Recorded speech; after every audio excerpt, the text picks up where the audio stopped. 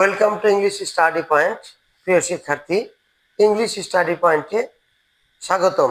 সকলকে ধন্যবাদ জানিয়ে ইংলিশ স্টাডি পয়েন্টের ক্লাস শুরু করছি। আজকে আমরা তোমাদেরকে দেখাবো পাস্ট ইনডিফিনিট টেন্সের সেন্টেন্সগুলোকে কিভাবে অ্যাফার্মেটিভ থেকে নেগেটিভ করতে হয়। গত ক্লাসগুলোতে আমরা কিন্তু তোমাদেরকে দেখাচ্ছি যে কিভাবে প্রেজেন্ট ইনডিফিনিট টেন্সের সেন্টেন্সগুলোকে অ্যাফার্মেটিভ থেকে নেগেটিভ করতে হয়। তাহলে আসো আমরা দেখে নেই কিভাবে পাস্ট ইনডিফিনিট টেন্সের সেন্টেন্সগুলোকে অ্যাফার্মেটিভ থেকে নেগেটিভ করতে হয়। তো সেন্টেন্সটা যদি পাস্ট ইনডিফিনিট টেন্সের হয়, তো পাস্ট ইনডিফিনিট টেন্সের কয়েকটি সেন্টেন্সকে অ্যাফার্মেটিভ থেকে নেগেটিভ।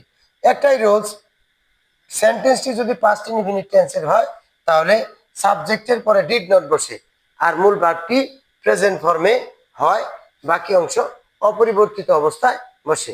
প্রিয় শিক্ষার্থী, তুমি এখানে লক্ষ্য করো, দেখবে যে আমরা লিখেছি I went to school, A subject plus ভার্বের টু প্লাস অবজেক্ট। এখানে I did not go to school, অর্থাৎ এই ওয়েন্টটা তার প্রেজেন্ট ফর্মে চলে আসছে, সাবজেক্টের পরে ডিড নট বসছে, আর বাকি যা আছে সব ঠিক আছে, অবজেক্টটা হুবহু আগের মতোই বসেছে। তাহলে we made a journey, we did not make a journey, এই মেডটা আছে প্রেজেন্ট পাস্ট ফর্মে, এটাকে আমরা প্রেজেন্ট ফর্মে নিয়ে আসছি। He went there, he did not go there, এই যে ওয়েন্টের বেস ফর্ম হলো গো। ঠিক আছে প্রিয় শিক্ষার্থী, এভাবে তুমি হাজার হাজার সেন্টেন্সকে অ্যাফার্মেটিভ থেকে নেগেটিভ করতে পারবে। আরেকটা বিষয় হলো এখানে যে আমরা বলেছিলাম যে মোট 6টা সাবজেক্ট, অর্থাৎ first person singular plural, second person singular plural এবং থার্ড পারসন সিঙ্গুলার প্লুরাল। সকল পার্সনের পরেই অর্থাৎ সাবজেক্ট যে পার্সনই হোক না কেন, first person, second person, third person, সকলের পরেই কি বসবে? ডিড নট বসবে। প্রত্যেকটি সাবজেক্টের পরেই ডিড নট বসবে। তাহলে বোঝা যাইতেছে যে এটা প্রেজেন্ট ইনডিফিনিটের চাইতে পাস্ট ইনডিফিনিট একটু সহজ। তাইলে সোজা একটা জিনিস তোমাকে মনে রাখতে হবে যে সাবজেক্টের পরে ডিড নট বসাবো আর মূল ভার্বটাকে পাস্ট ফর্ম থেকে প্রেজেন্ট ফর্মে নিয়ে আসবো। ঠিক আছে, তাহলে তুমি কিন্তু এটা সুন্দর করে স্টাডি করতে পারো।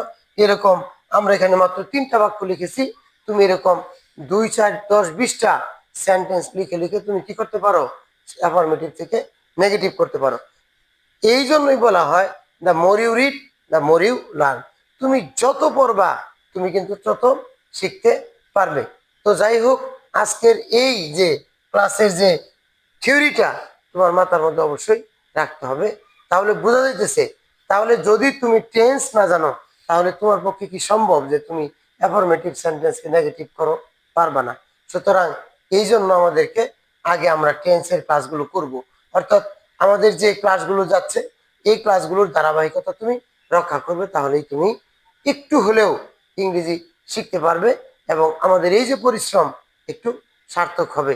তুমি যদি মনে করো যে আমি এই একবারে সহজেই ইংরেজিকে আয়ত্ত করতে পারবো, হ্যাঁ ঠিক আছে, কিন্তু একটা জিনিসকে অর্জন করার জন্য তোমাকে অবশ্যই একটু পরিশ্রম করতে হবে। তুমি পরিশ্রমী হও, দেখবা তোমার জন্য সুন্দর হয়ে গেছে। এই বাক্যগুলোকেই কিন্তু আমাদেরকে আবার অ্যাফার্মেটিভ থেকে নেগেটিভ যেভাবে করলাম, এগুলো কিন্তু আবার অ্যাসার্টিভ থেকে ইন্টারগেটিভ আমাদেরকে করতে হবে। নিয়মগুলো তুমি ঠিকঠাক মতো মনে রাখবে। প্রিয় শিক্ষার্থী, তোমাদের সুস্বাস্থ্য কামনা করে এবং তোমাদের জীবনের উত্তরোত্তর উন্নতি কামনা করে ইংলিশ স্টাডি পয়েন্টের ক্লাস এখনই শেষ করছি। Thank you so much. আল্লাহ হাফিজ।